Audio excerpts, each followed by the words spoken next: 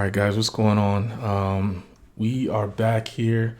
Today's December 27th. It's currently 2:16 p.m. Eastern, and I wanted to try to catch something on film as it was happening live in reference to the Elliott Wave conversation that we were just had the other day. I just posted a video about it.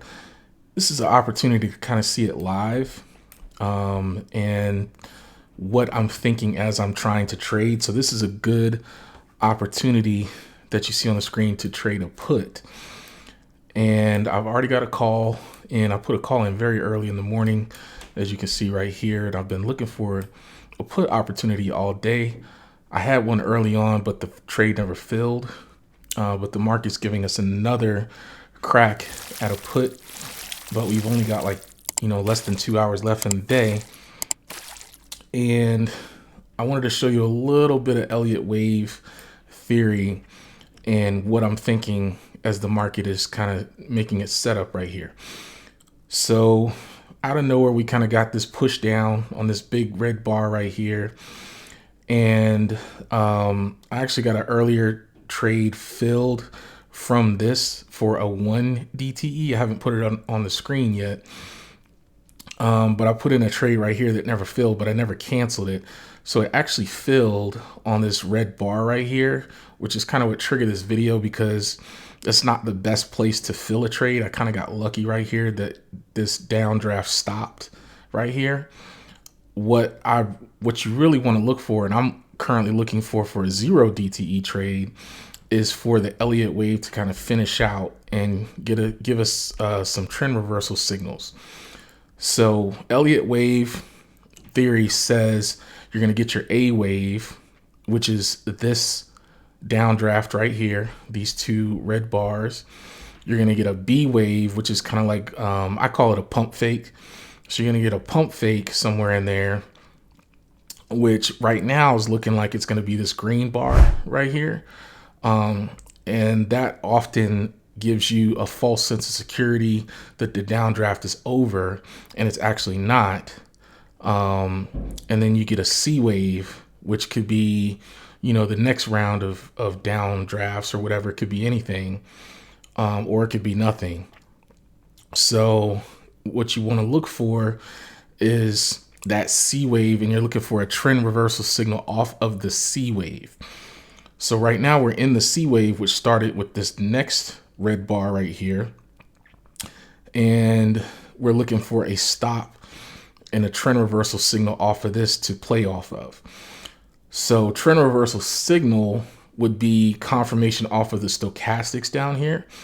So we're looking for the stochastics both to dip below the 20 line, which is this light blue line that you see, into oversold territory. And then we're looking for it to curl back up into normal territory. And what that's going to do is that's going to signal us that the downward trend has stopped and reversed, most likely. It's not always perfect, of course, but that's another confirmation that you're looking for in conjunction with your Elliott Wave theory and all your other stuff. I'm also looking at yesterday's previous lows. Are we making new lows? All that good stuff. So right now I'm starting to get signals that the trend reversal is in, and this downward pressure has abated for now. You could also look at the pivot points. If we're bouncing off the pivot points, like here's a pivot point, didn't get that far, but it's just something that you could look at. You could look at previous lows from yesterday. Are we bouncing off a significant area? We're not really, but there's not much going on today. There's no catalyst, no announcements or anything like that, because we're right after Christmas, so it probably wouldn't take much. But that's what I'm looking for. So this right here, I'm going to wait this out just to make sure this is not part of just the B wave okie doke pump fake. I want to see if we get any more negativity off of this before I start looking for a trade, because what I don't want is to trade up here and then the market continues its march downward towards the end of the day, because we still have up until about right here to trade. So we don't want to be in a position where we're sweating bullets or anything like that, trying to run away from a boulder trying to get us. So I want to see if we get any kind of negativity off of this retreat right here. And if it looks calm enough to me, if we get our signals, which our stochastics is lining up, if our stochastics is coming back into the normal zone, we barely got into oversold, as you can see. So it's up to you if you want to count that as a signal or not. We got a VIX pop right here. You can see the light, the neon green right here signifies a pop in the VIX, and that is evading as well. So I'm starting to get some good trend reversal signals. And once I clear this area, which I hope we can do it live, then I'll go ahead and pop in a trade. But this is what I'm looking at, and what I'm kind of seeing and what's going through my mind when I'm about to make a trade and the stuff that I'm looking for. Okay. And this is also in conjunction with just knowing where you are in general in the market. I'm being extra careful because we're really towards the highs of the market. I don't know if you can see, it doesn't even have it right here, but we're right next to the all-time highs. The all-time high S&P was 48.18, and we're kind of knocking on that door right now. So it's really just about knowing your overall position in everything and just kind of knowing and having a situational awareness of what's going on with the market, what's going on with the news, what's going on currently up to the minute, and all of that stuff. You have to keep all of that in mind. So it looks like we're getting some pushes, some strong pushes right now away from the lows. So that's going to act to push up the stochastics back into the normal zone, as we're pushing right now. So I'd say for me, that's a good enough signal since we've got less than an hour in the day left to start looking for a trade. I'm not going to put in a trade that's right on this mark right here. In other words, I don't want to get filled right at this mark because I still think that the market could have some negativity loaded in there. So I'm going to pop in a trade as if the market's going to retreat a little bit and come down to me. So I'm going to go ahead and do that right now and kind of see where we're at, where that would place us. That would place us about 47.35, because a 47.40 trade would probably or might go through if I put it in right now. So I'm going to put it in 5 points below, kind of see where that puts us. 47.35 puts us right at this area, right by the close. The close is right here. So 47.35, the market would need to get down to this mark. So midway between S2 and S3, with the hour and a half left to go. I think if the market were to continue this trend, it would probably put us in danger, but it doesn't look like it's going to do that right now. I really want to see a little bit more negativity come off of this right here, just to see if the market is going to follow through on that negativity or not. So I think I'm going to play it safe for the moment and not put in that trade until I kind of see what this next bar is going to do in a couple of seconds. Should be popping over there. We go. So there's my alert that the stochastics is crossed above, back into the 20 and crossed above the 20 line again and curled up. That's my confirmation alert right there. Looks like the market is continuing to rebound off of that low. We're still in a good position because we're still lower than what we put in our earlier call spread. So I think I'm just going to go ahead and put in the trade and see if we can get anything because time decay is starting to be a factor. Let me see. I'm putting 47.35. And we'll pop it in for 10 cents right here.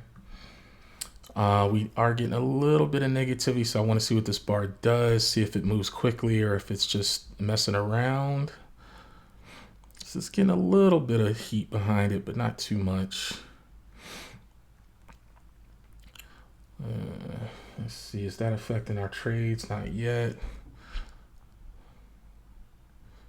Okay, so we're getting a little bit of heat, a little bit of spice on that one. Just a little bit.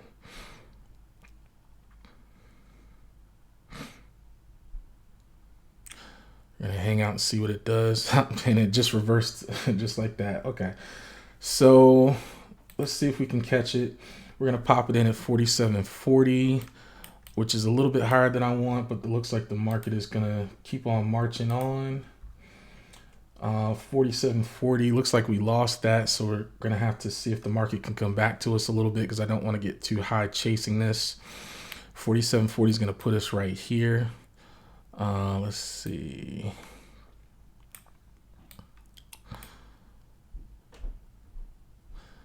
$47.40, and the end of the day is right here. 47.45 is probably higher than I want to go right now, even though that would probably work. It would be a little bit less safe. I think 47.40 is as high as I want to go. So I'm just going to go ahead and put in the order for 47.40 and see if the market can come back to us. If it doesn't, then oh well, we'll let it go. All right, so 47.40 is in. Looks like the market is coming back to us a little bit, but I don't know if it's going to be enough unless we get a little stronger push down. And you can see kind of live, I mean, you can't see, but I'm kind of talking you through it, the effect theta decay has when the market is kind of moving away from you. Theta decay hits a lot harder than if the market is moving towards you, because delta and theta decay kind of work hand in hand. It's just depending on what the momentum of the market is. But the market is coming back to us a little bit. Looks like some bids are out there. Maybe